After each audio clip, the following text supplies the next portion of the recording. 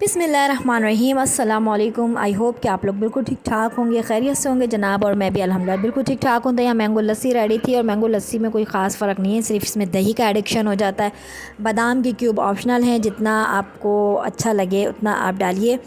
और उसके अलावा ब्राउन शुगर में मैं जूस वगैरह बनाती हूँ, तो ऑफ़ कोर्स मैं ब्राउन शुगर भी है, दही है, थोड़ा सा हाफ़ पैक जो है क्रीम मिल्क का है, और दही है, 1 पाव दही है और 1 किलो दूध है।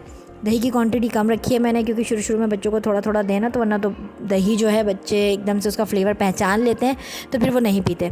खैर अभी मैंने स्टार्ट किया इस तरह से मैंगो की लस्सी बनाना, और मैंगो आजकल सीज़न में भी आए हुए हैं, तो ये मैंने आपसे अपनी फटाफट वाली रेसिपी शेयर कर ली। जब मैं बना ही रही थी तो मैंने कहा चले मैं आपसे इसकी रेसिपी को भी शेयर कर लेती हूँ।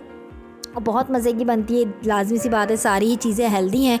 दूध है, दही है, क्रीम मिल्क है, मिल्क पैक क्रीम है सॉरी, और बादाम के क्यूब्स हैं जिनको मैं ब्राउन शुगर के साथ जमाती हूँ, तो वो बहुत ज़्यादा काम आते हैं। स्मूदी में, मूज़ बनाने में, काफ़ी चीज़ों में काम आ जाते हैं, बेकिंग में काम आ जाते हैं। तो ये भी आप अपनी ग्रॉसरी में ले लिया करें। एक बादाम का जो बड़ा पैकेट होता है उसको एक जोश दिला के छिलका उतार लिया और साथ उसको पीस कर आपने क्यूब जमा लिए, वो बहुत ज़्यादा हेल्पफुल रहता है आप लोगों के, स्पेशली समर सीज़न में। गर्मी है, बादाम का शरबत बना लिया है स्पेशली। और तो बस आज का व्लॉग स्टार्ट करते हैं। Welcome back to my new vlog. और आज मैं आज मैं अपने व्लॉग में आपसे शेयर कर रही हूँ बहुत ही मज़ेदार से पसंदों की रेसिपी। तो चलते हैं रेसिपी की तरफ, और welcome back to my new vlog. तो ये दोपहर का टाइम था और मैंने दोपहर में खिचड़ी बनानी थी, साथ मैंने वॉशिंग मशीन भी लगानी थी, क्योंकि अपकमिंग लाजमी सी बातें हैं बकरा ईद, तो जो छोटी मोटी चीज़ें निकलती हैं धुलाई के लिए वो मैं हाथ के हाथ धो के हटा देती हूँ 2 फेरों में। मतलब 2 फेरे होते हैं तो वो इतना जमा नहीं करती हूँ, लॉट ढेर अपने लिए जमा नहीं करती हूँ, ना मैट के लिए। अल्हम्दुलिल्लाह मेरी नई मैट भी आ चुकी है, तो मैंने एक साइड खिचड़ी भी भिगा दी थी और पसंदों का जो बीफ था वो मैंने निकाल के रख दिया था। मैंने काफ़ी सारे व्लॉग्स अपने बनाए रेसिपी को लेकर, जो मैं इंशाल्लाह आपसे डेली बेसिस पे शेयर करूँगी। ओके, और यहाँ मेरे कपड़े भी माशाल्लाह धुल के ड्राई हो चुके थे। बास्केट जो है कपड़ों की बास्केट थी, और अल्हम्दुलिल्लाह ये 12:30 पौने 1 का टाइम था। मेरा जो है सारा काम माशाल्लाह फ़ारिग हो चुका था। साथ में दाल भी मैंने रखी हुई थी यहाँ, क्योंकि पसंदे बन रहे थे और हस्बैंड लंच टाइम में आते हैं, तो आज उन्होंने 2:30-3 बजे के करीब आना था। तो फिर जो है मैंने काम लेट ही स्टार्ट किया था, क्योंकि सुबह मॉर्निंग में ही मैं मशीन लगा लेती हूँ जब मेरी मैट आती है। मैट का टाइम भी मैंने थोड़ा चेंज कर दिया, 11 बजे का कर दिया है, वरना वो मॉर्निंग में ही 9:30 बजे आ जाती थी। लेकिन अभी बच्चों की छुट्टियाँ भी हैं, तो हमारी कोशिश होती है मेरी कि मैं थोड़ी सी नींद ले लूँ हस्बैंड के जाने के बाद भी। तो फिर बच्चों को ब्रेकफास्ट करवा के मशीन लगा ली थी। अब लंच की तैयारी थी, तो मैंने यहाँ बीफ निकाल लिया था, और माशाल्लाह से अब बकरा ईद भी आ रही है, तो मैंने सोचा मैं आपसे बकरा ईद के हवाले से ये मज़ेदार सी रेसिपी को शेयर कर लेती हूँ। तो यहाँ सबसे पहले मैंने चिकन टिक्का का पैकेट ले लिया था। ये मेरे पास माशाल्लाह होते हैं शान के पैकेट्स, और इसके साथ मैंने पिसा हुआ धनिया पाउडर लिया था, पिसा हुआ गरम मसाला, पिसा हुआ सौंफ और धनिया और ज़ीरा पाउडर, थोड़ा सा अजवाइन भी था, और पिसी हुई सौंफ, और साथ गया इसमें दही। बस ये सिंपल से इसके इंग्रेडिएंट्स थे। साथ मैंने इसमें लेमन भी निचोड़ा था। और मैं जब भी गोश्त को आपको मालूम ही है, जब भी मैं गोश्त धोती हूँ, चाहे वो बीफ हो, चिकन हो, मटन हो, उसको मैं सिरके में ही करके भिगा देती हूँ। स्पेशली अगर कोई तलाई वाली चीज़ हो तो चिकन को मैं भिगा देती हूँ। उसमें कलेजी हो गई, स्पेशली अब जैसे आ रहे हैं माशाल्लाह बकरा ईद, तो कलेजी भी अगर आपने सॉफ्ट गलानी हो, एक तो कलेजी जो है कम टाइम में हाई फ्लेम पे पकती है, जिसकी वजह से वो नरम रहती है, सॉफ्ट रहती है, हार्ड नहीं होती। तो उसको भी सबसे पहले उसकी जो एक छिचांद होती है ना, उसको निकालने के लिए आपने सिरका और लेमन का ही इस्तेमाल करना है। 10 to 15 मिनट्स अगर उसको भिगा देते हैं तो इस तरह से ये होता है कि उस गोश्त भी टेंडर हो जाता है, इसके गलने में आसानी हो जाती है सिरके की वजह से। खैर यहाँ मैंने मैरिनेशन कर दी है पसंदों की अच्छे से, और अब चलते हैं इसको। इसके बाद मैंने क्या किया कि इसके अंदर मैंने लगाया इसको बारबेक्यू का धुआं, और इसको फिर मैंने 1 घंटे के लिए फ्रीज़र में कर दिया था, ताकि थोड़ा सा अच्छा इसको ना एक जो इसकी मैरिनेशन है वो इसमें रच बस जाए। और उसके साथ साथ एक साइड मेरी दाल भी बनी थी। इतने टाइम में मैंने दाल चावल कंप्लीट करे अपने मीन्स के। सबसे पहले मैंने चावल बना के एक साइड किए लंच के लिए, और दूसरी साइड पे मेरी दाल बन रही थी। तो देखिए कितने बेहतरीन सी सिंपल सी रेसिपी है गर्मियों में।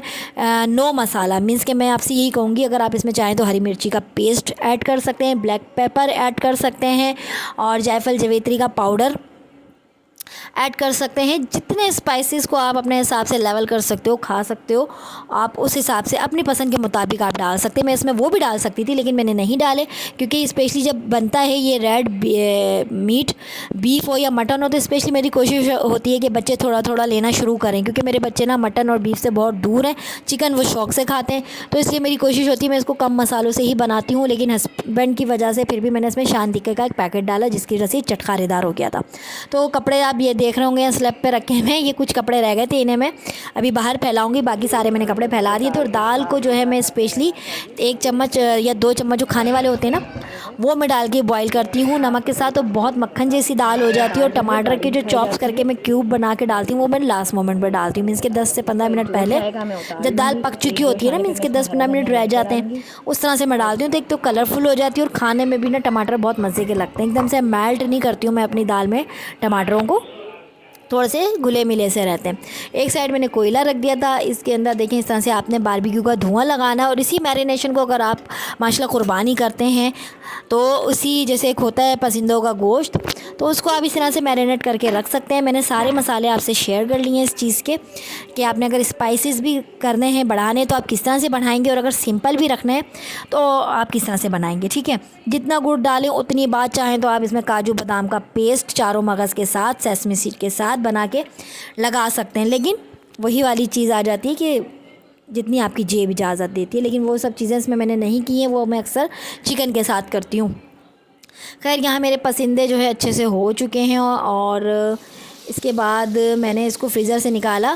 क्लिप थोड़े आगे पीछे जुड़ जाते हैं, तो वो आप थोड़ा इग्नोर कर दीजिएगा। लेकिन ये 1 घंटे मैरिनेशन रेस्ट पे ही थे, और इससे पहले मैंने इसको हैमर से अच्छे से पतला भी कर लिया था, जितना ही पतले हो सकते थे। बहरहाल सब थोड़ी देर मैंने इसको हाई फ्लेम पे बनाया, और हाई फ्लेम के ऊपर बनने के बाद ये थोड़े से खुश्क हुए, सुकड़ गए, मीन्स के श्रिंक हो गए। तो फिर मैंने जो और भी थे ना, वो भी मैंने इसमें डाल दिए। ये तकरीबन 3 पाव या 1 किलो के करीब होंगे, क्योंकि 1.5 किलो का पैकेट था। तो नेक्स्ट डे जो है ना, मैंने इसके शामी कबाब बना लिए थे।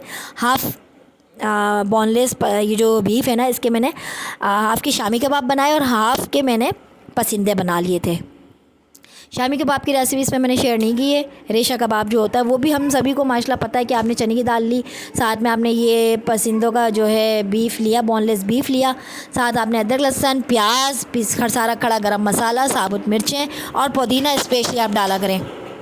तो बस जनाब यहाँ पर जो है ना हमारे पसंदे रेडी हैं। और आप कह रहे होंगे कि इन्होंने टमाटर क्यों डाल दी? भी टमाटर डले हैं हस्बैंड की फरमाइश पे, क्योंकि चपाती के साथ वो खाते हैं, रूखे भी खाते हैं, लेकिन चपाती के साथ हल्का सा मुँह लगाने के लिए ग्रेवी सिर्फ मैंने एक ही टमाटर लिया था, तो थोड़ा सा मसाला हो गया था, मीन्स के रोटी लगा सकते हैं पसंदों में। तो खैर ये थी मेरी आज की रेसिपी। आई होप कि आप इसे जो है ना बकरा ईद पे ज़रूर ट्राई कीजिएगा, सिंपल और स्पाइसी जैसा आपका दिल करता है। तो बस मिलूंगी आपसे नेक्स्ट व्लॉग में, तब तक रखिएगा अपना बहुत सारा ख्याल, मुझे रखिएगा अपनी दुआ में ढेर सारा याद, इसी प्यारी दुआ के साथ कि दूसरों को आसानियाँ दीजिए, और अल्लाह पाक आपके लिए आसानियाँ पैदा फरमाएंगे। तो बस साथ इस ईद पर रखिए अपने इर्द गिर्द वालों का भी ख्याल, और इंशाअल्लाह मिलती हूँ आपसे नेक्स्ट व्लॉग में नई रूटीन और कुकिंग और स्पेशल बकरा ईद की रेसिपीज़ के साथ। तो बस यहाँ था हमारा लंच टाइम, हमारी दाल भी रेडी थी, मज़ेदार सी दाल चावल और पसंदे। तो बस अल्लाह हाफिज़।